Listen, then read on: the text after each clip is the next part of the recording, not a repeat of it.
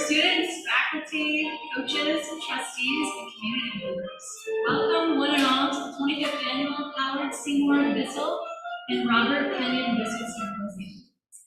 Whether you're with us live or joining us on Zoom, we are thrilled that you've chosen to be part of this special evening. On behalf of Hiram College, I'd also like to extend a warm welcome to a couple of special guests. It's an honor to have Tim Garfield, great-great-grandson of James A. Garfield, here with us tonight.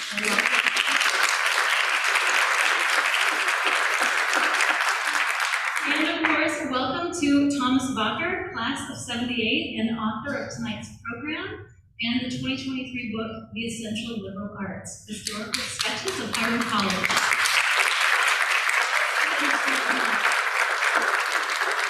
It's because of his labor of love, building on many years of work by Professor Emeritus David Anderson and with editorial assistance from Professor Kirsten Parkinson, that we have this invaluable glimpse into Hiram's rich and extensive history. I'm Debbie Casper, Professor of Environmental Studies and Howard S. Bissell Chair of Liberal Arts here at Hiram College. And I have a favor to ask. I know some of you don't know me that well. Is it okay? Can I ask you for a favor? Okay, thank you so much. I want you to think of this introduction as part of tonight's program. And here's why. Just as the story of any individual person can never be fully told, this is even more true of a community of people. There are countless moments and details that can never be fully captured, no matter how big the book or how long the program. To really get a sense of yesterday's Hiram, we need to imagine those moments and details, to try to place ourselves in the past and see things as they were then, not through the lens of our 21st century perspective. So my first task here is to ask you to turn on your imaginations to enrich the stories that we'll be treated to tonight. Related to that, I remind you to kindly turn off or silence your cell phones, because nothing kills the mood of time travel more than the dinging and ringing devices. So my second task is to highlight some themes so you'll be able to spot them more readily when you see them. Among them are collaboration and gratitude. And on that note, there are several people I'd like to thank. On behalf of the college, I'd like to extend a heartfelt gratitude to the Bissell family for their ongoing support to the college and opportunities like this for sharing and learning together. I also want to recognize some of the people who made this evening and who make so many events at Hiram possible. A big thank you goes to Alyssa Good and her events team, Mark Freeman in Media Services, and Library Director Janet Vogel, Gabby O'Toole and the catering staff, Yvonne Steinbeck and Janelle Sanders in Marketing and Media Relations, Kelly Johns of the bookstore, and to the marvelous cast of actors, singers, technical assistants, and ushers whose names you can find listed in the program, and to Isaac Yarnell, River, and Lucia Casper, who helped get you your raffle tickets. So, a very, very big thanks to Professors Betsy Bauman and Isaac Windland for allowing me to rope them into this oh-so-eclectic project. Thank you. And for their excellent and hard work directing the theatrical and musical aspects of tonight's show. Finally, thanks to each and every one of you here with us tonight, in person, on Zoom, in spirit, as well as those of you watching this recording in the future. And a special shout out to the women's wrestling team and some folks from women's basketball who made a point of letting me know that they would be here. Go Terriers. Thank you all for being unique and vital parts of this living, breathing entity we call Hiram College. I hope you can see that these things are not just a formality. They demonstrate the fact that in order to create and sustain good things, it really does take a community of visionary, engaged, and energetic people working together. And that is what we're here to celebrate tonight. The vision, inspiration, and hard work of so many people, named and unnamed, who fashioned this institution in all of its eclectic in ever-changing glory.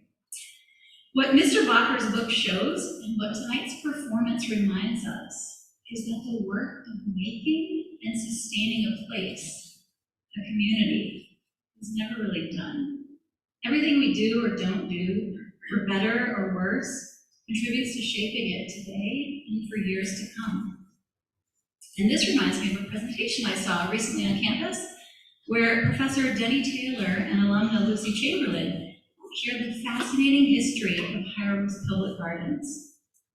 Incredibly, each of them has worked with the gardens for about 50 years, though the gardens preceded them. One point they emphasized was that the gardens changed over time constantly as trees grew up around them and shaded them, and how their beauty ebbed and flowed, their vitality at times going dormant, like when people who tended them graduated or retired. But as Denny reminded us, they contained the seeds and the soil accumulated over many, many years to thrive again. Whenever people would come along who saw their potential and committed to giving the gardens the care and attention they needed to blossom again into things of joy that can benefit us all. Likewise, communities, if they are not only to survive but thrive and nourish souls as one's alma mater, which literally means soul mother, ought to do, they require ongoing cultivation and care, the vision of people working together on behalf of something greater than themselves, and knowing a little something about where they've come from. So that's what we're up to here tonight, to be reminded of where we've come from. Not because we want to try to return to or recreate the past, but because we are inescapably its heirs, and we are ancestors to the future. The present we happen to occupy is the product of an unbroken series of moments, one giving rise to the next.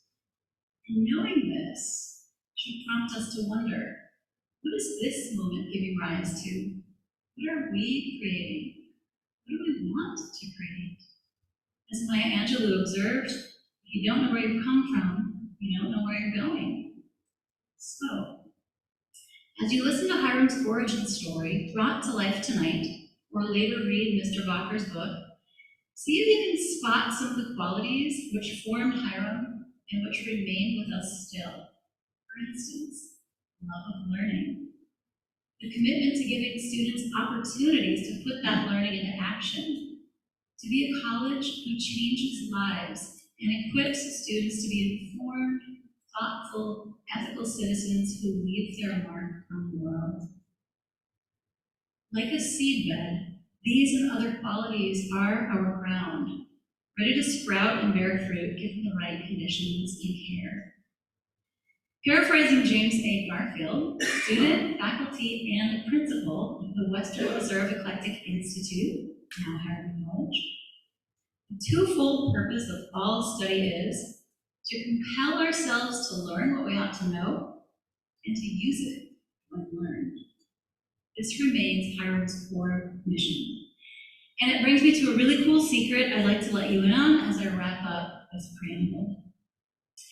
This year's Bissell Symposium grew out of a student project from class last spring. Only later, the work of Thomas Bacher came along like manna from heaven to help us realize it. In a class called Creating Resilience, which I taught with colleague Professor Sarah Mady, students were introduced to the idea of strengthening local communities in ways that help them withstand some disruptions and turbulence in complex systems we depend on today. As students worked on proposals for building greater resilience in the Hiram community, one theme that emerged in class discussions was their desire to know more about Hiram, its people, and place. One project focused on the value of forging stronger bonds between the campus and its surrounding community, and on opportunities for all of us to hear from and get to know key people at Hiram. So tonight is a first grand step in that direction. We're going to go way back to hear from the who's who of Hiram past. Stay tuned to see what comes next. And it's with great pleasure that I introduce one of the students from that class, which catalyzed tonight's program, Neil Robertson. Neil is a senior, double majoring in biology and political science. He also chairs the student-run Sustainable Development Committee, is spearheading the establishment of a thrift store and arboretum on campus, and is a valued member of the land stewardship team of the field station. Neil aspires to become a certified arborist and plans to work in urban forestry. Somehow, he also finds time to indulge his hobbies, take additional classes at Tri-C, and participate in a competitive landscape team. And I have to tell you, because Neil's too humble to do so, but just a few days ago, Neil's team won the very prestigious National Collegiate Landscape Competition, making them the #1 program in the nation. So, on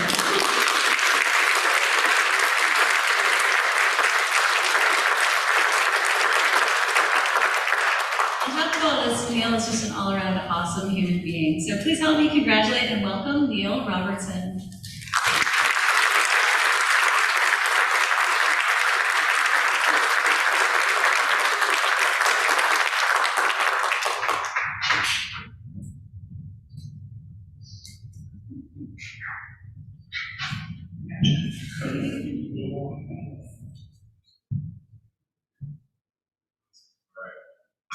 My name is Neil Robertson, and I'm a third-generation Hiram student.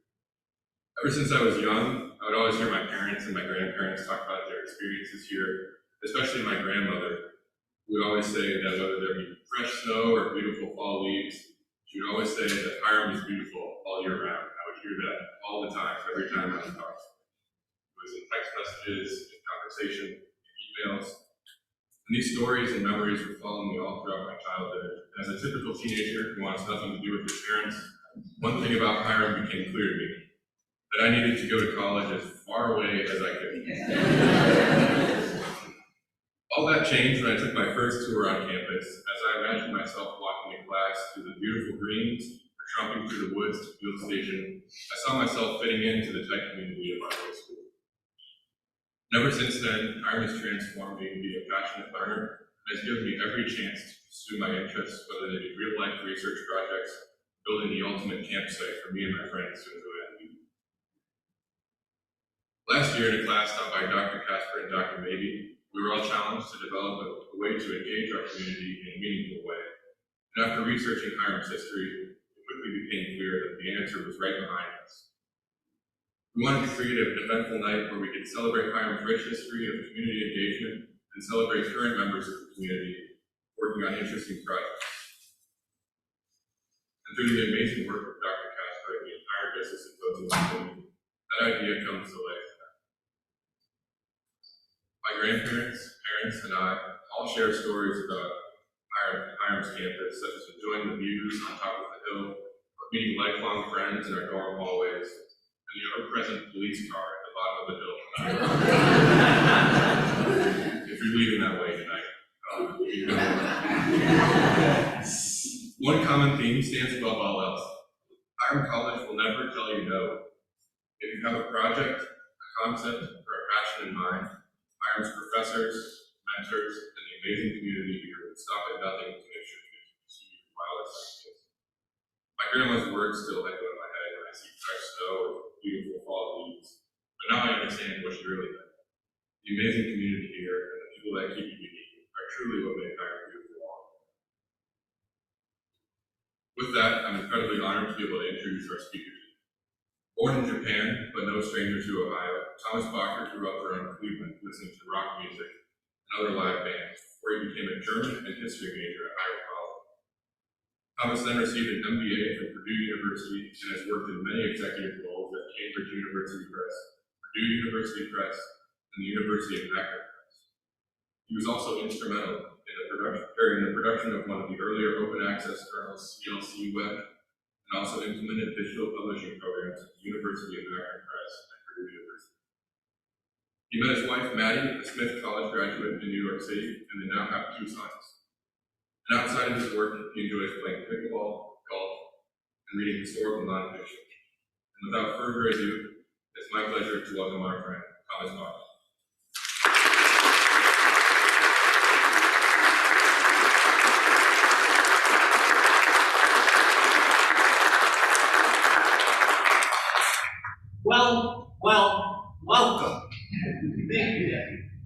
you, and thank all of you for coming. As I stand up here, I am humbled. I am humbled by all the people that have gone before me, and I will be humbled by all the people that are coming after. I am humbled by their achievements, by their determination, and by their spirit. So without any further ado, please join us in celebrating Hiram College.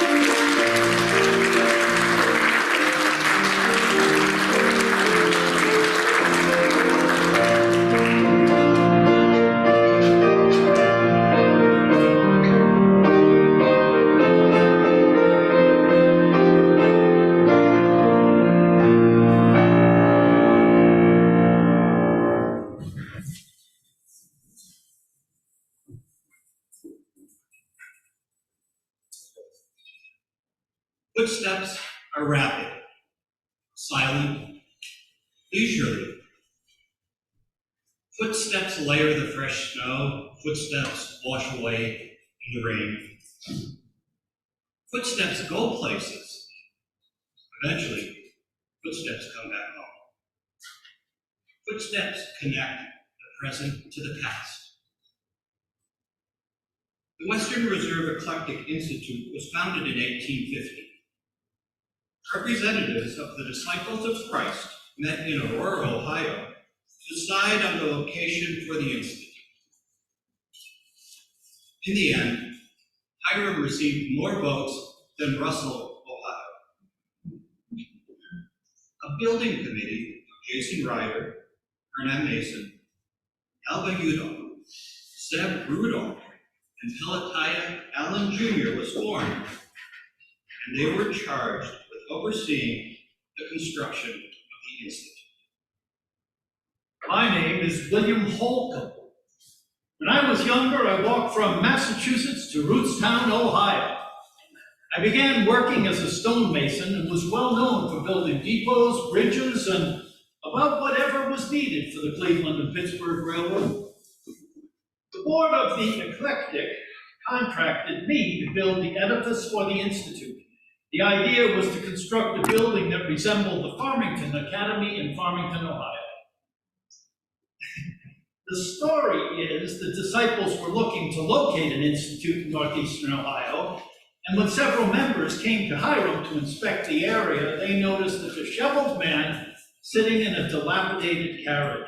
They asked him who he was. He said, "I am the local doctor." Well, after he rode off, the group decided if the doctor was not rich, the townspeople had to be extremely healthy, and the location was perfect for their institute. My crew of men worked over the spring, the summer, and the fall to complete the building. We labored daily from dawn to dusk. We quarried the rock for the foundations and laid the brick on the outside. The building opened on November the 27th in 1850. 84 students showed up to begin their education. Several were children of local families, including the Atwaters, the Masons, the Udalls, the Haydens, and the Raymonds. A handful came from out of state. Henry Dixon, who became a disciples preacher, came all the way from England. The Eclectic's main building stood until 1969. The foundation we put down stood the test of time. I'm Junior Everhard, and I graduated in 1913. I owe my alma mater a great deal because I participated in the 1910 football victory celebrations. We did get carried away, and I'm sorry, but we burned the building of Ellen Hill and Marshall Henry. We got caught and paid the owners for the destruction, and we were lucky to be suspended and not expelled. After Hiram, I studied at Carnegie Mellon and the University of Pennsylvania. I became an architect, building instead of burning, and designed several edifices for Hiram.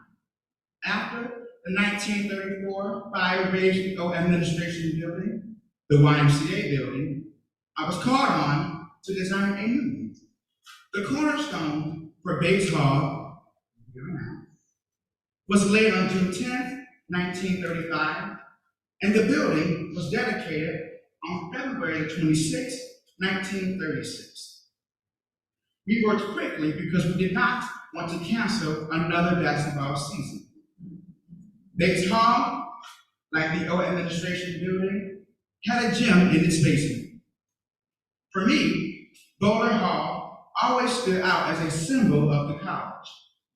The dormitory was built in the late 1870s, and additions were made 10 years later, funded by William Bowler, a Cleveland businessman who proudly supported the college. Rumor has it, there's a ghost in Bowler. When fire struck the building in 1915, supposedly one student, Ethel, was never found. And to this day, her spirit still roams the halls and rooms. Some co-eds held a seance one year, but Ethel didn't show up. Ghosts are notoriously unreliable. People tell me the campus hasn't changed much, and I'd still be able to recognize Bonnie Castle, Young's Exchange, now the Hiram Men, Garfield's home, and Pendleton House. It's nice to feel that connection.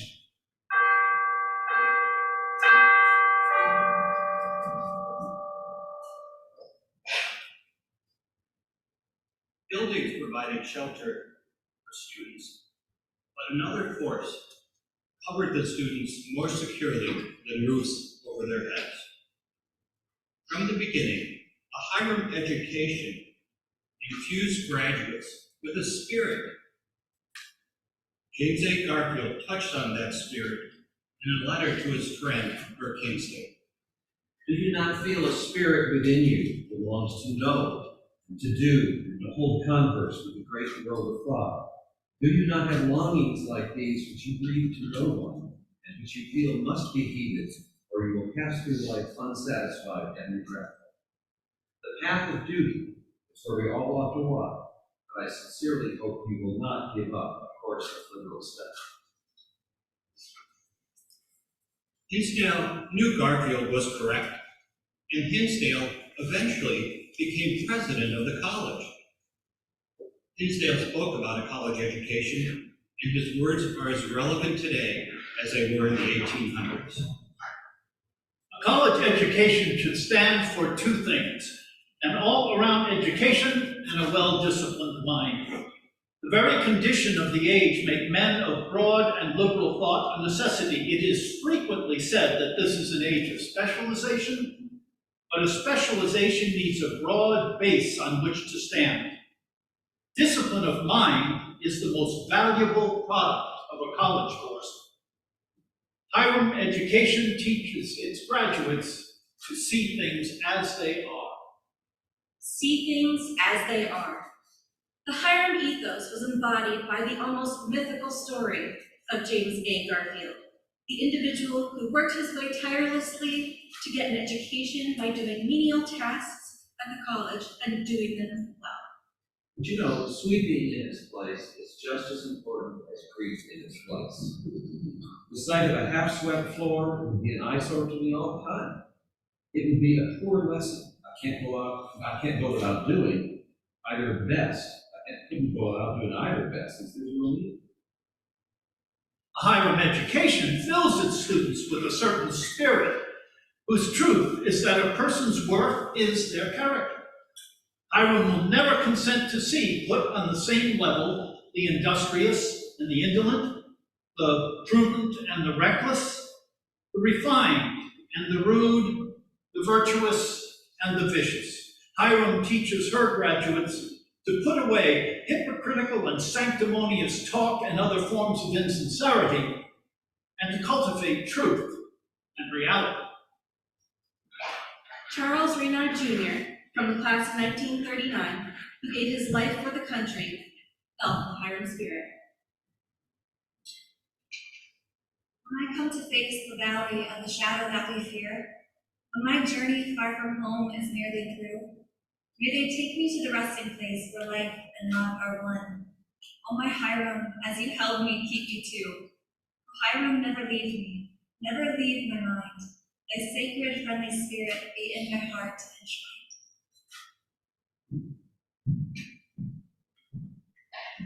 The Hiram spirit never waned. There were no softies at Hiram.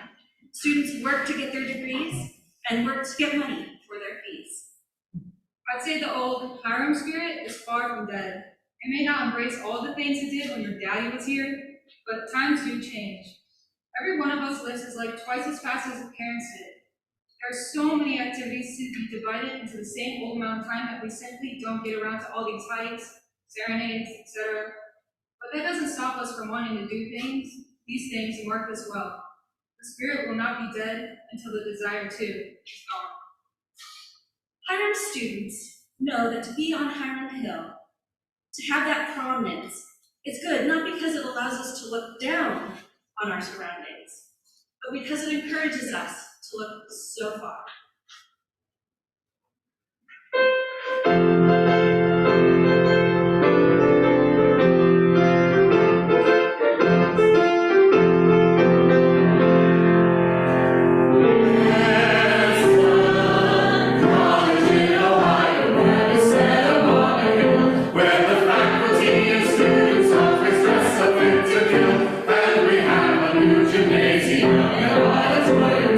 And the brand new sign is building that has just made its debut.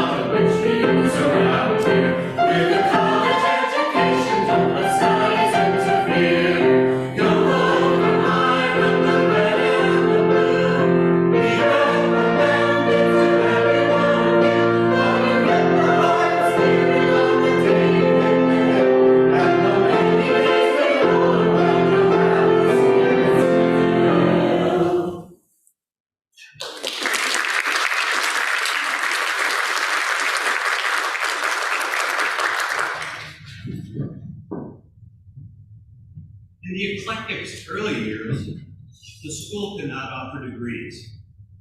James A. Garfield left to attend Williams College to earn his BA. In 1867, the Eclectic became Hiram College and awarded bachelor's and master's degrees. The early graduating classes were very small, sometimes 10 or fewer students. In 1874, only 3 students graduated, but one of them was William Rufus Harris.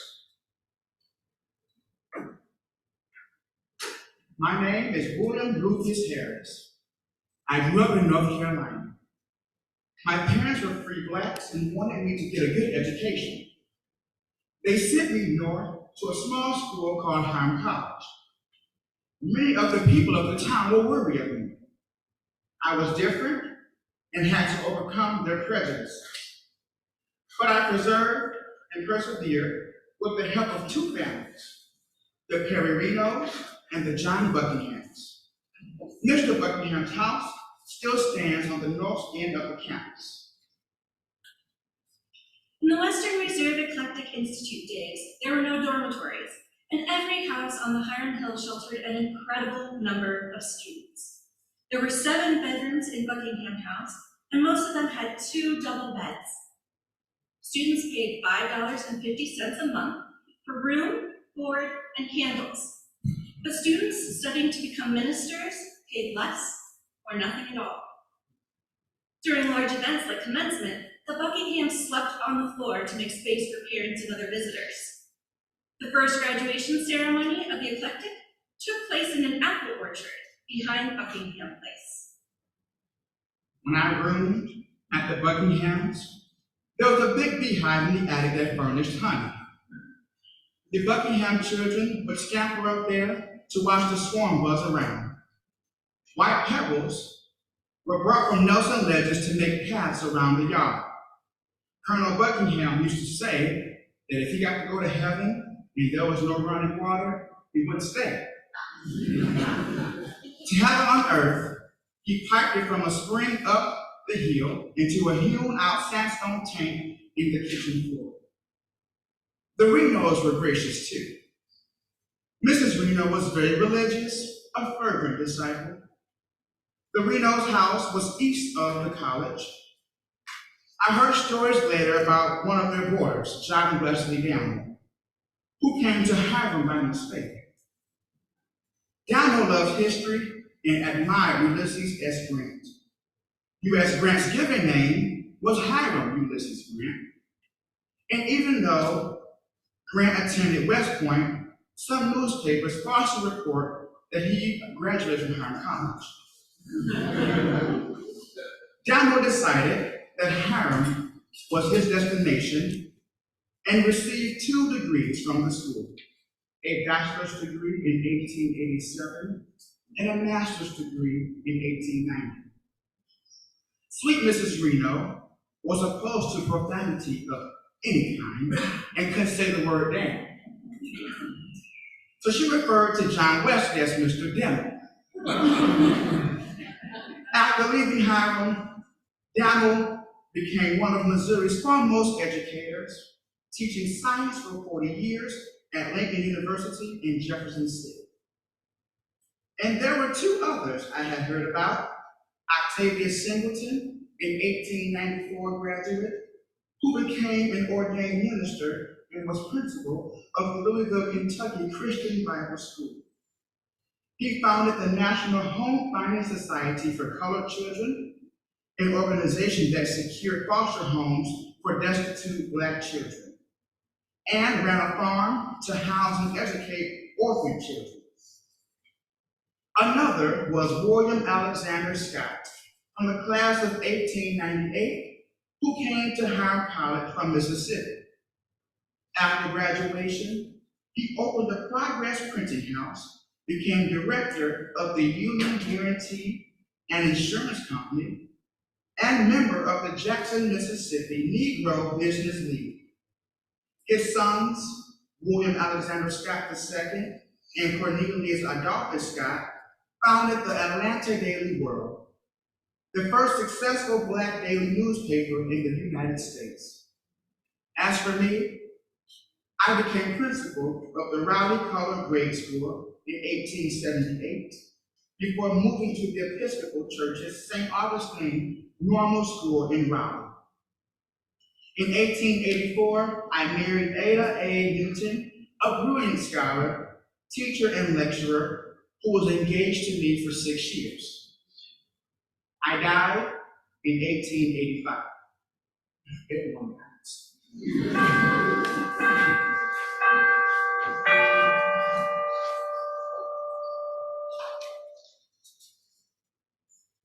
In the late 1800s and early 1900s, Hiram College was internationally known for its graduates who chose to become missionaries in the Far East.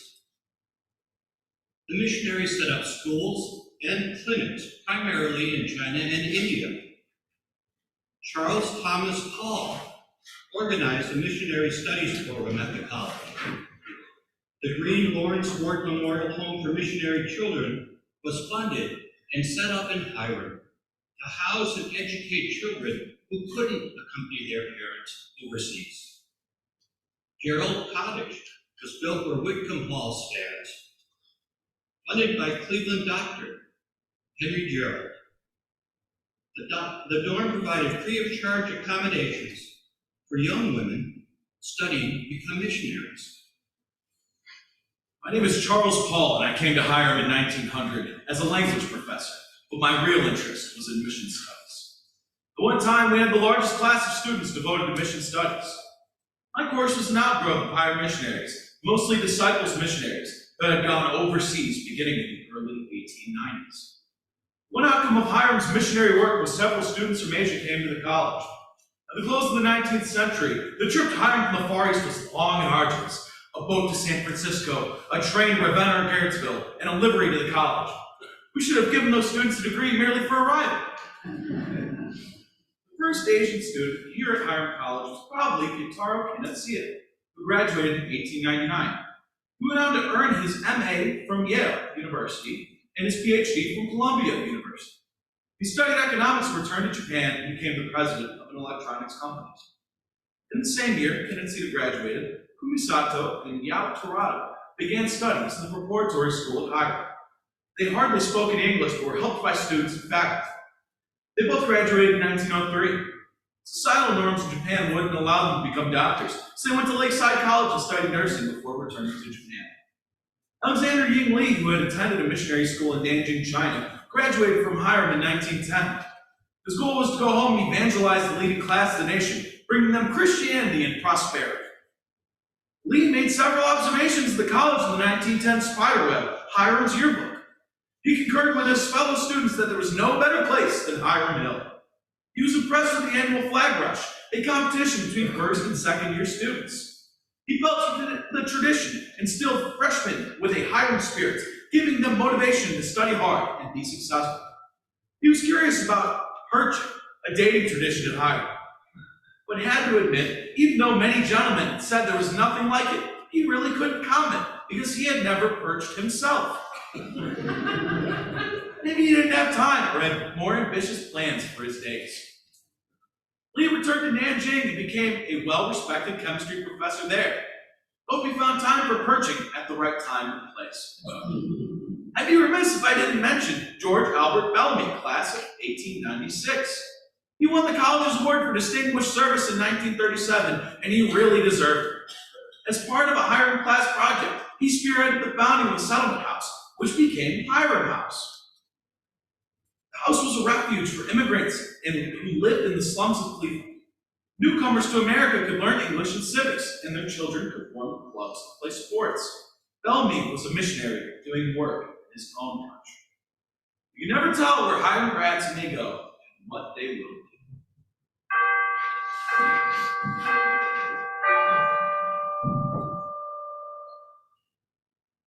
The flag rush and perching were early Hiram traditions. Another tradition, Sugar Day, is said to be the longest running tradition of any Ohio university or college. Some traditions faded away, some were forgotten. Newer norms fostered newer traditions. No matter, traditions provide a commonality that link current students with the footsteps of the past. In 1849, the local committee on butter, cheese, sugar, and flour chose me, Alva Udall, as the producer of the best maple sugar in Portage County. I grew up in Vermont, so I knew a lot about tapping maple trees and producing syrup and sugar. I owned 2 plots of land in Hiram Township, east of the college. I was one of the disciples who made sure that Hiram was chosen as the place to locate the Western Reserve Eclectic Institute. In the spring of 1856, I invited students and faculty to come to my farm and help me tap the maple trees. Everyone needs a break, and the students sure enjoyed a day off. Winters sometimes are gloomy in Ohio. The gathering became an annual event. Eventually, the seniors took over the planning, and at 9 o'clock some spring morning, they, grotesquely costumed, burst into the classroom and announced that everyone was free for the day. And after watching the annual senior faculty baseball game and eating lunch, the whole school headed to the old sugar camp for some hot maple syrup and cookies. My name is Ellen Spencer, but my friends call me now. I was a member of the Olive Branch Society and graduated from Hiram in 1901. I taught Greek and Latin for a few years, and then worked in Washington, D.C. at the Veterans Administration. Most people knew me for my charity work and my large library. I love books. I was just another typical Hiram grad.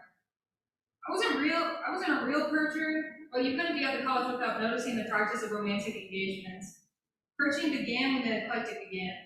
Couples who wanted to meet sat like birds of a feather on the white fence that surrounded the eclectic. The college's administrators, to protect women, so they said, had strict rules to dissuade secret encounters. I'm sure our parents were happy about that, and so was the faculty. They didn't want the men to catch a bad case of perchionitis, with its symptoms of general uneasiness, chronic lassitude, prodigious secretion of saliva, a vacant stare, unusual concern about general appearance, and undue expenses. Flunking from perching could not be tolerated. Rivalries over a member of the softer sex, which were not, could lead to bad feelings and resentment. Anyway, male undergraduates had other rivalries to worry about. The male competition started with the annual flag rush. Sophomores planted a slippery slope on campus with their colors atop it. First-year students tried to overpower sophomores guarding the pole, shooting up it, and stake their own colors on the top. The whole town came to watch. Women could only provide refreshments for the young men. We did the same when blazes broke out on campus, and male students helped the local fire departments. Administrators always wanted to protect us. We couldn't talk from our windows, had to be in our hall's dining rooms during meals, except during breakfast when we could play tennis, and had to have permission from the dean of women to leave town. We might have broken the rules a bit, you know what I mean?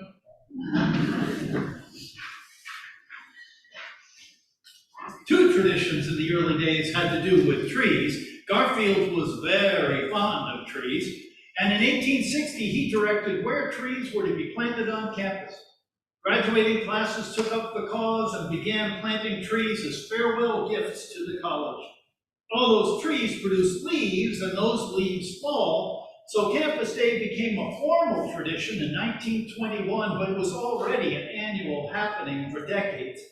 Students were let out of classes to rake leaves and beautify the grounds. The day extended into the night, too, with more festivities, including a dance.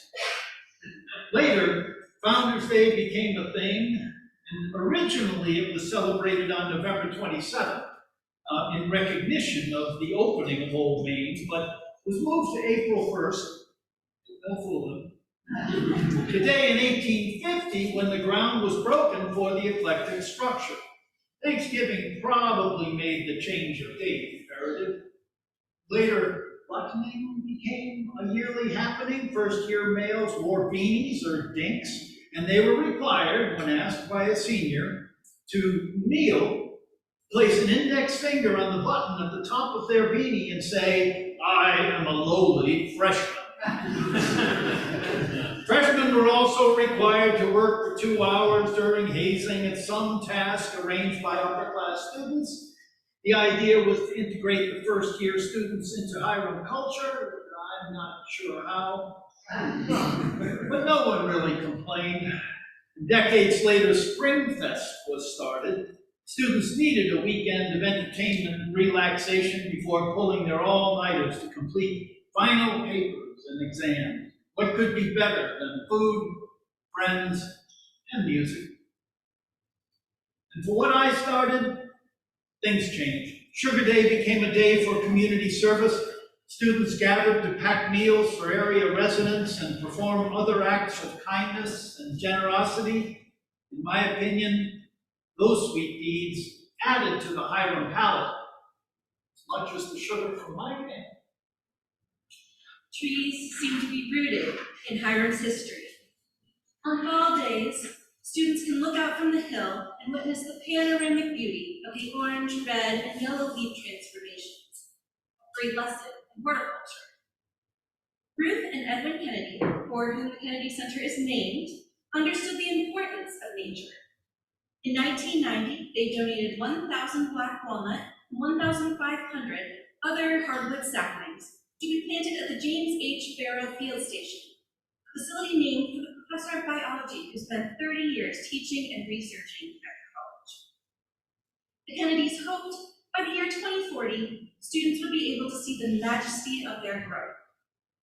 Until then, the old 75-acre Rand dairy farm, purchased for the college by Maxine and Paula Thorin, which has grown to 550 acres now, will provide students a unique living, learning, and research lab for science and environmental studies programs. And if you want another taste of the great outdoors, take a trip to Northwoods on Michigan's Upper Peninsula. Northwoods, made possible by the purchase of land in 1975 by Hiram trustees Allen Austin and Edwin Kennedy, is surrounded by 100,000 acres of national forest wilderness, meadows, bogs, rivers, and more than a dozen undeveloped lakes. In 1977, Walter Ray Knight, who taught at the college from 1956 to 1994, took students to Northwoods to build a lodge by moving logs, laying between a ton and a ton and a half, by hand, with only 12 students. From tip to butt, the beams were 42 feet, and they've been creosoted, adding even more to their weight. The process built muscles, and even more, a sense of community by living in harmony with nature.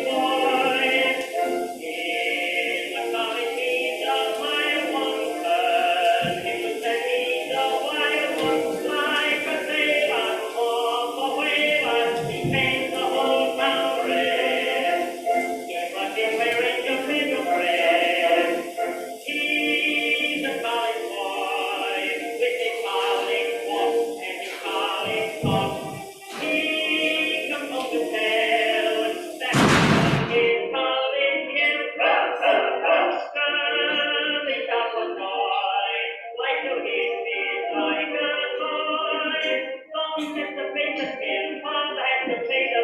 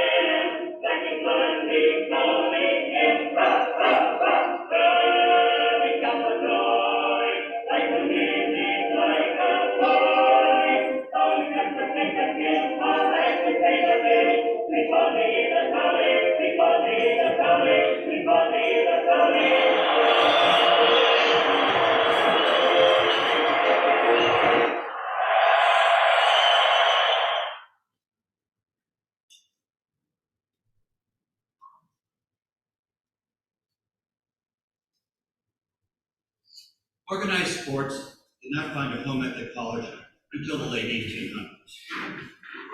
Walking was a mainstay for early students to stay in shape. C.C. Smith, who became a minister, said the following regarding exercise. I'm inclined to think a far better gymnasium than those found in the schools of today is that of the grain fields, the forest, the potato patch, and the garden. These make a splendid gym. The site is way ahead of dumbbells for strengthening arms, and no machine ever invented for the developing of muscles of shoulders and back equals the buck sucker. Baseball was probably the first sport in which Hiram teams competed against other institutions. Even though questions arose about the value of sports and how it impacted education, intercollegiate contests found a place in the liberal arts tradition. I'm Herbert Matthews, and I was the athletic director at Hiram until 1944. The college didn't really have a mascot until the late 1920s, and sports editors called us farmers, much to our dismay. I just felt that Hiram teams reminded us of bull terriers because they fought to the very end, sometimes against great odds. Students voted for terriers, and we finally had a mascot. In the late 1860s, the Hiram Bowenarchies, Greek for Sons of Thunder, played several games for a few seasons, drawing crowds of students, faculty, and Hiram residents. The team pummeled the Kent Club 76-22 in one game. Organized football began in the early 1890s. The first game was against Buckdale College. Members of the faculty were worried about the brutality and the ethics of the game. Professor Pearson, who taught English literature and psychology, complained players left campus in the middle of the term and wanted instructors to give them credit for uncompleted classwork. Professor of Latin, Edwin Hall, was more. A person does not need to be extremely watchful in order to see some decidedly objectionable features of the game. Profane language is not uncommon. The use of tobacco in its foulest and filthiest form is noticeable. Betting is carried on by persons who have no means to squander in this way. And players are hired who have no more connection with the college or the institution for which they play. Football was suspended at Hiram for the 1900 and 1901 seasons, but returned with a new slate of games in 1902, with new rules instituted to clean up the sport. In 1904, the Hiram basketball team won the Intercollegiate Basketball Championship at the St. Louis Olympics. The team's Olympic banner was displayed in the YMCA building until fire destroyed the structure, along with the banner, in 1934. The Hiram team took on all comers, and students rang the victory bell more often than not. James Garfield rang the bell for a different reason. It was his job to do so to signal the end of morning lectures. The bell was an old maid until the building was raised to build Hinsdale Hall. Initially, the bell became part of a 65-foot structure that stood northeast of Kennedy Center and west of Booth Centennial. Students, though prohibited, shimmied up the steel structure and rang the bell. Now the bell is down near the athletic complex.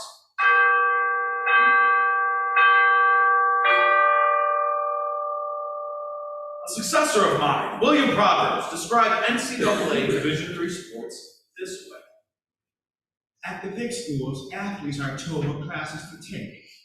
Here at Hiram College, the kids take classes they desire, and then they tell us to work around their classroom schedule. We have pride in what we have done. Division III is the last ditch for amateur sports in the colleges. I agree. Learning comes first on the Hill. That hasn't changed.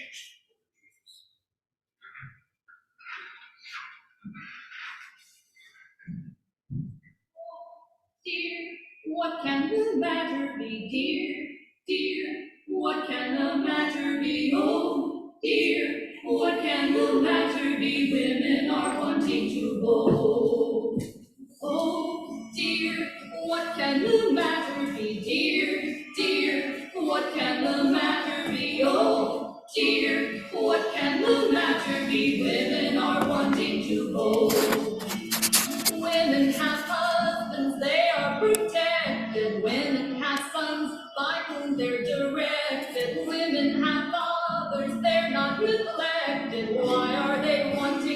vote. Women have homes, there they should labor. Women have children whom they should favor. Women have time to learn of each neighbor. Why are they wanting to vote? Oh dear, what can the matter be? Dear, dear, what can the matter be? Oh dear, what can the matter be? Women are wanting to vote. Women can dress, they love society. Women have cash with all its variety. Women can pray with sweetest piety. Why are they wanting to vote? Women are traveling about here and there.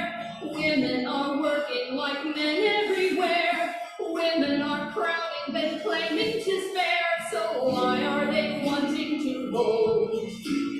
Oh dear, what can the matter be? Dear, dear, what can the matter be? Oh dear, what can the matter be? Women are wanting to vote. Women have reared all the sons of the brave. Women have shared in the burdens they gave. Women have labored this country to save, and that's why we're wanting to vote. Oh dear, what can the matter be? Dear, dear, what can the matter be? Oh dear, what can the matter be? Why should men get every vote?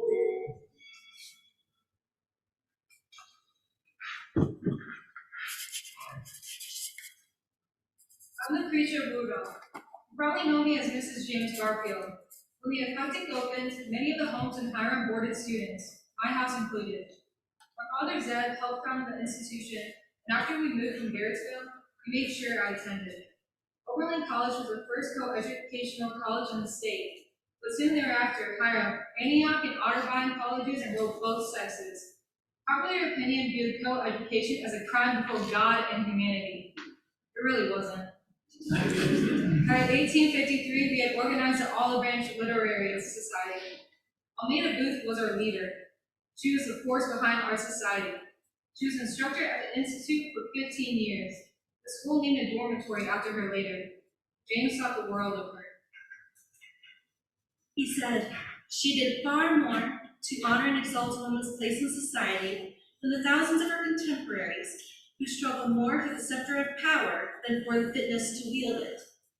From what I have said of her influence with her own sex, it is true that giddy and superficial women who care more for the adornment of their bodies than for the enlightenment of their minds were not strongly attracted to Miss Booth, but by all the better class of thoughtful and earnest women, she was loved with ardent and enthusiastic devotion." Booth forged a path for other women who attended the college before the 20th century. There were the outspoken women like Florence Mildred Campbell, class of 1896, who gave lectures on the new woman, the woman who had the right to engage in any profession or business. Another was Frances C. Daywolf, from class of 1866, the first woman elected to the Akron, Ohio Board of Education. She helped her husband develop the process of cooking oats that led to the Quaker Oats breakfast cereal. And there were the women who wished for more. Esther J. Smith, who graduated in 1856, was one of those women. On her 21st birthday, she wrote that if she were not of the fair sex, she would be able to launch out onto the boisterous ocean of life with high hopes and great expectations. She wanted to tackle problems like slavery. She wanted to advance noble causes. She wanted more, but was confined by social norms. My name is Vesta Schumacher. I got my diploma from Hiram in 1901 and did graduate work at Smith College studying architecture. At Hiram, I captained one of the Bowler Hall basketball teams. Women were granted the use of the college's gymnasium one morning a week. The administration tried to stop the contest because the activities were deemed unladylike, but our minds were made up. We continued to play, and the women's intramural basketball got more popular. In the late 1800s, women played lawn tennis regularly. We found the sport quite fashionable and a way to get outside. Courts were built by the Teach-Out Price Library, a short walk from Bowler and Miller. During field days, we crowned singles and doubles champions. By the early 1920s, we could earn Hiram athletic letters if we maintained a C+ average and conducted ourselves in a sportsmanlike manner. We earned points for competing on class teams in tennis, soccer, basketball, volleyball, baseball, track, or field hockey.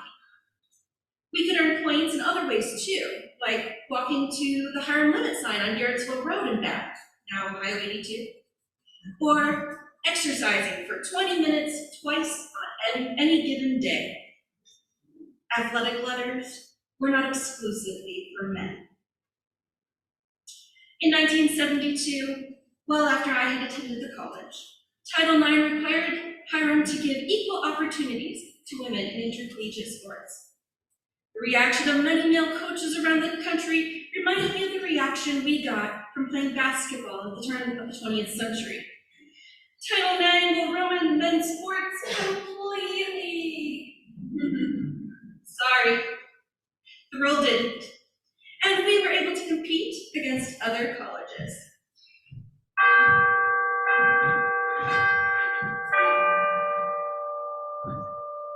I'm Martha Derthick from the class of 1954. You might know me from my work on Social Security or my time teaching at Harvard, Stanford, and Dartmouth. I have to say that originality and creativity inspired educational programs at the college. During the 1931 summer session, faculty members designed one-course offerings allowing students to study a single topic exclusively. The summer session experiment was adopted for the entire curriculum from 1934 until 1958. The Hiram study plan allowed a student to take one running course, like history, for the year and one intensive course per 7-week semester. The Hiram program received national attention. And even though I was a sociology major, I took operating theater as a part of the Hiram study plan. Our class boarded the paddle boat Majestic and made our way up and down rivers in Ohio, Pennsylvania, and West Virginia, giving nightly vaudeville-like shows. Of course, we had to clean the ship, promote the shows, and hawk the refreshments. And we took cold showers on deck in our bathing suits. But the floating theater let me work on another project. The effects of the steel strikes on hard-hit towns like Midland, Pennsylvania. I'd go ashore and visit the neighborhoods and talk to the residents. Learning about those topics firsthand was a real bonus. Smaller liberal arts colleges must take some educational risks to survive. In the late 1970s, Hiram instituted the weekend college. At the time, adults seeking degrees could go to night school, but Hiram administrators believed adults wanted to have a real on-campus experience too. Classes met on alternate weekends from Friday evenings through Sunday mornings, and students were given the opportunity to room at the college and participate in its activities. Recently, Hiram was in the news once again, providing students iPads and boots for a program called Tech and Trek. In a world of constant digital information, students were challenged to put down their devices and experience the outside world. Liberal arts changes with each generation. And today, emphasis has been placed on more out-of-classroom learning, adjusting course offerings and majors, and restructuring how courses are taught. But a liberal arts education still emphasizes learning to think and seeing problems from various perspectives. Let there be light, always.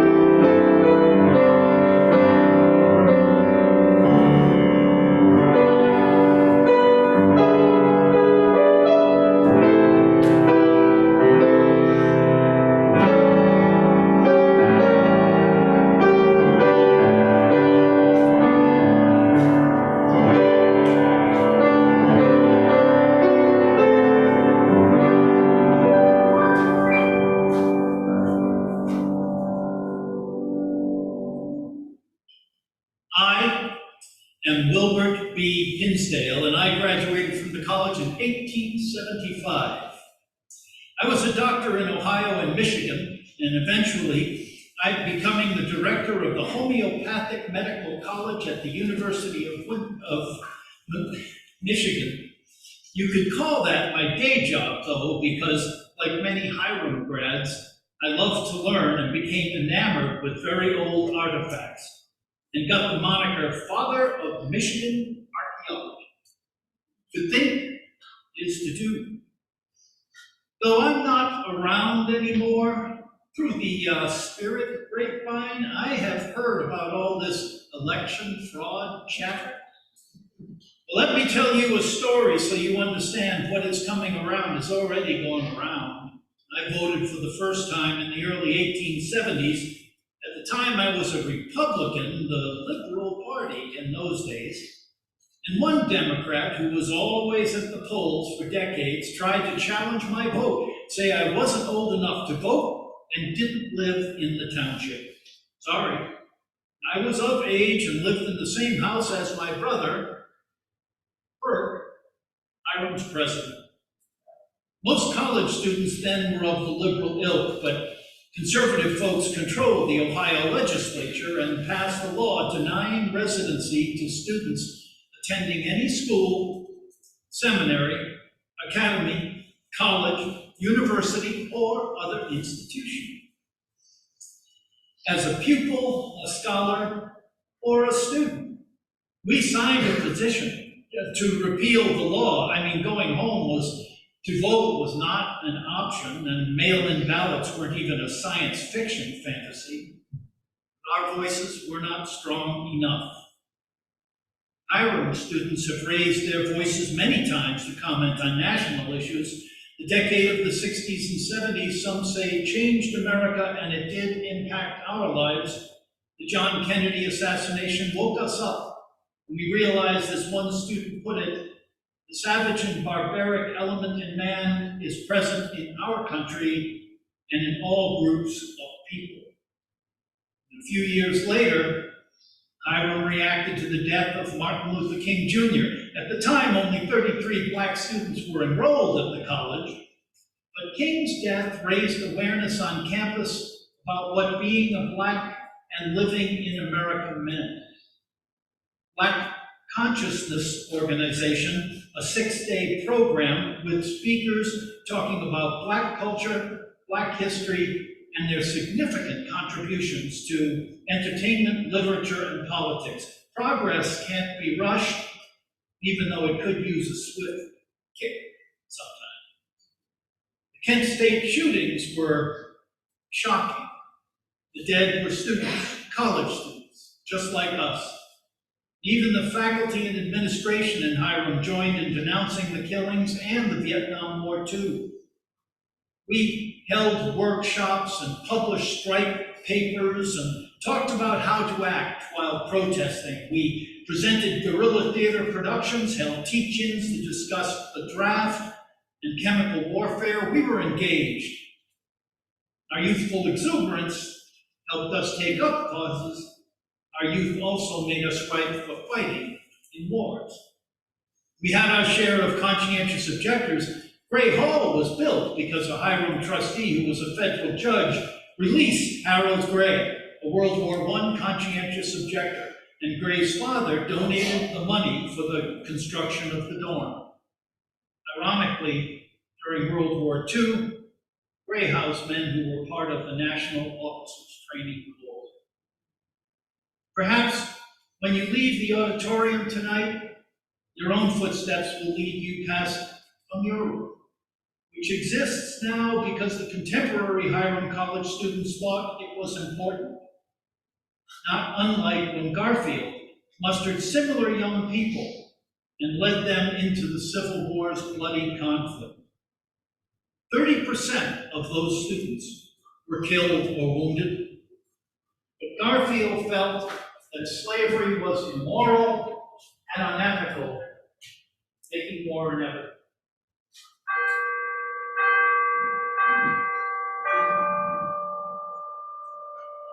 So you probably know me. The statue is It's the Garfield one. Stands outside of Tortansky Hall. I always loved to hear, and I loved to learn.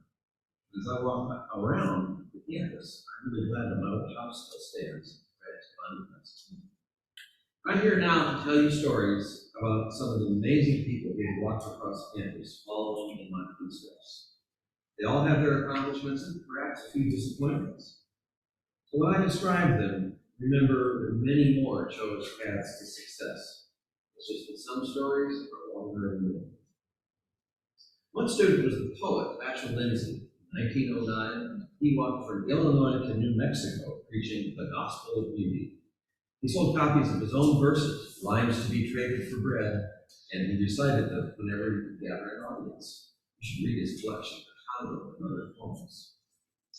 Now, talking of languages, Samuel Kenyon, class of 1898, was an expert. He was called the Dean of American Phoneticians for his work on pronunciation, including American Pronunciation, a textbook of phonetics for students of English in 1924, and a pronouncing dictionary of American English in 1944. Hiram was very lucky to have him as a professor for 3 decades. Galen J. Rausch, class of 1915, and Carol John Rausch, class of 1916, changed the face of the freight transportation in America by founding Roadway Express in Akron, Ohio. During an era when railroads moved most of America's goods, the Rausch's foresaw a future where trucks could handle the needs of manufacturers.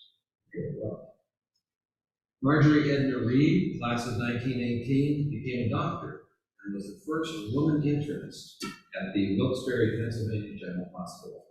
She served as the chief of pediatric services there, too. Few women of her era were allowed in that ministry. Charity Ellen Cannon, class of 1934. Her love of learning came from her parents, who were professors at the college.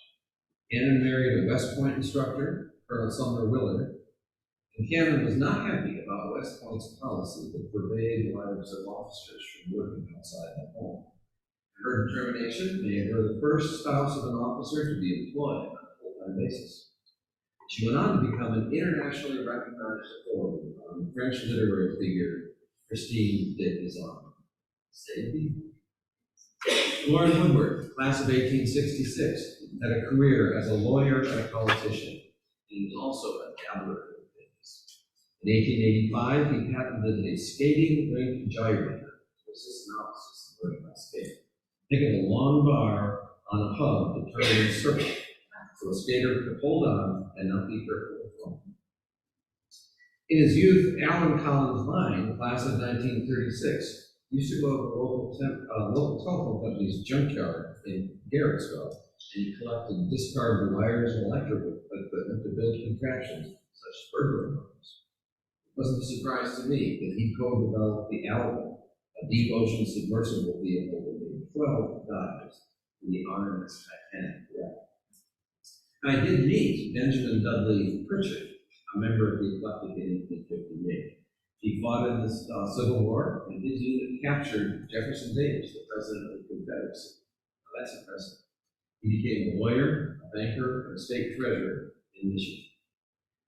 There's so many more stories I can tell you. I can mention Howard Junior Brown, who graduated in 1954 as a founding member of the National Gay Task Force. Bill White, a Hiram student in the 1950s who played for the San Francisco Giants, the St. Louis Cardinals, and the Philadelphia Phillies, and became the first black president of baseball's National League. Or Jean Blakeney, class of 1944, a nurse and a Vermont state senator. Lance Liotta, a preeminent cancer researcher. Carol Zelis Perez, class of 1975, the U.S. ambassador to Chile. Sharon Creech, class of 1967, the winner of the Newbery Medal. Or Richard Dyer, class of 1963, chief music critic of the Boston Globe. There are so many. But before I close, I want to tell you about 2 graduates who won the prestigious Rhodes Scholarship. Minor Searle Bates, class of 1916, and Stephen Kent Bailey, class of 1937. Bates became a missionary in China, put his own life in danger to protect the people in his care, and Bailey. And smarts. The man had a PhD in Oriental Studies from Yale and took courses in Russian and Japanese languages. Failing wasn't an academic thing. His Harvard PhD dissertation, Congress Makes a Law, was published and won the American Political Science Association's Woodrow Wilson Prize in 1952. He serves as the Keppel Professor of Education and Administration at Harvard University. He was elected president of the American Association for Higher Education, received 8 honorary degrees, and served as vice president of the American Council of Education. All in a day's work. And by the way, I did okay.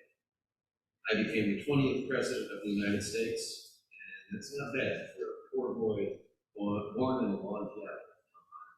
Hiram, did you dig?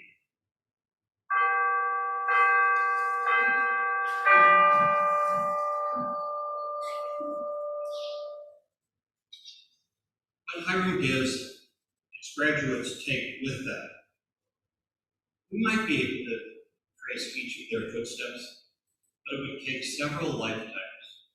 So instead, let's hear from those who took the footsteps across campus, up and down the hill, and out into the world. I want to be a Hiram man with all that implies. The more Hiram claims me, the nearer I will come to being worth my song. Natural linguistic, honorary degree, 1930. Hiram has always been such a unique, welcoming, and open-minded place. That's a draw for so many people. It's truly a hidden gem. Ellen Eckhouse, class of 1985. The great advantage of a liberal arts education like Hiram's is the grounding in critical thinking that can be applied to changing situations and environments. Mark Logan, class of 1960. Visitors accustomed to the college-owned cadre of carryouts, bars, fast food, and laundromats, Hiram College stands out. Or rather, it sits back. This is one place where the glare of neon lights doesn't prevent you from looking up through the trees to see the stars. Todd McKinney, class of 1986. A liberal arts education gave me a different perspective on the roles of technology and innovation in society. One must also be able to communicate ideas in ways that are accessible to everyone. Hiram gave me those skills and more. Mark Spong, class of 1975. At each point in my career, I was doing something that hadn't been done before. Though I had to create everything from scratch, I never felt I couldn't figure out the next steps. My Hiram education gave me that confidence and ability. Susan Kleiner, class of 1979. Hiram gave me the ability to be a big fish in little pond. Throughout my career, I've taken chances, uncertain of the outcome, exactly how I felt when I applied to be a member of the Garfield Scholars. Molly Kaiser, class of 2010. Most of my friends wanted to stay in New England to attend the right schools, but that wasn't for me. I stumbled upon a little liberal arts school called Hiram College in Ohio, and that was it. It was a perfect place for me. Hiram was a very progressive institution, still is, and I just kind of found myself there. J. Kevin Van, class of 1974. It has long been the habit of this institution to throw students overboard and let them sink or swim. None have drowned who were worth saving. And I hope this practice will be continued. James Garfield, 1867.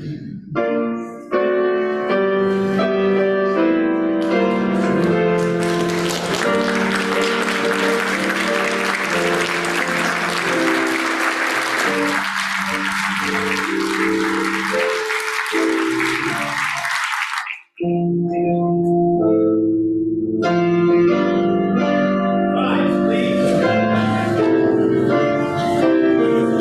Alma mater.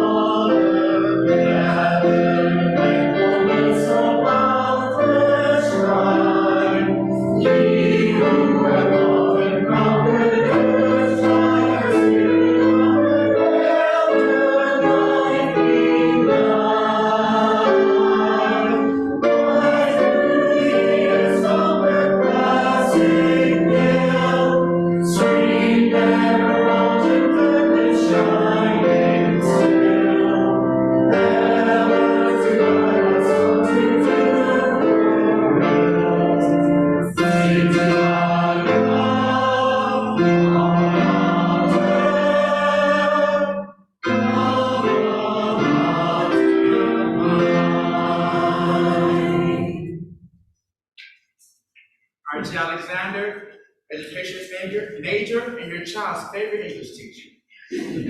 Brittany Jackson, neurodivergent Hiram alum, staff member, and jack of all trades. Abigail Stevenson, class of 2019, and campus visit coordinator. Rick Hyde, retired professor of theater at Hiram College and proud village resident. Devin Welch, integrated language arts major and wrestler.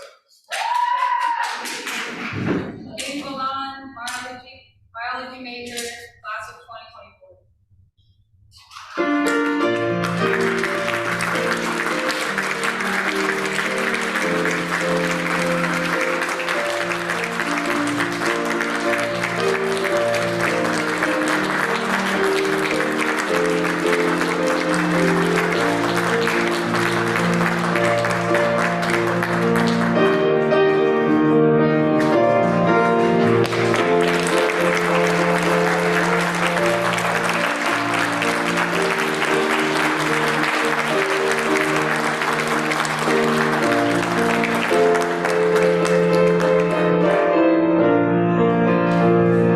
Hi, thank you so much for being here, and I hope that you'll join me in thanking our guests and our wonderful directors of the program. I want to give them a special thanks, and I have an assistant.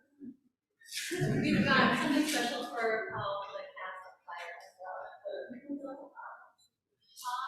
Thank you so much.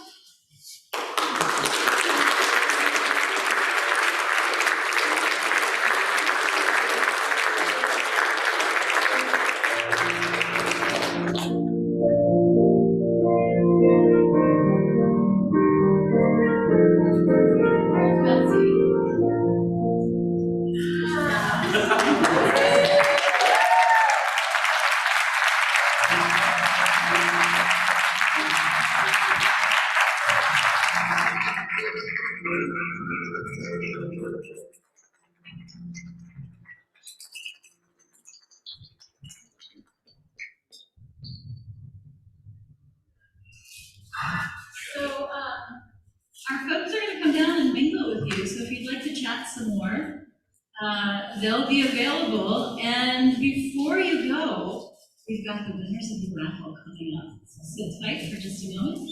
Hi, Becky, how are you? Thank you.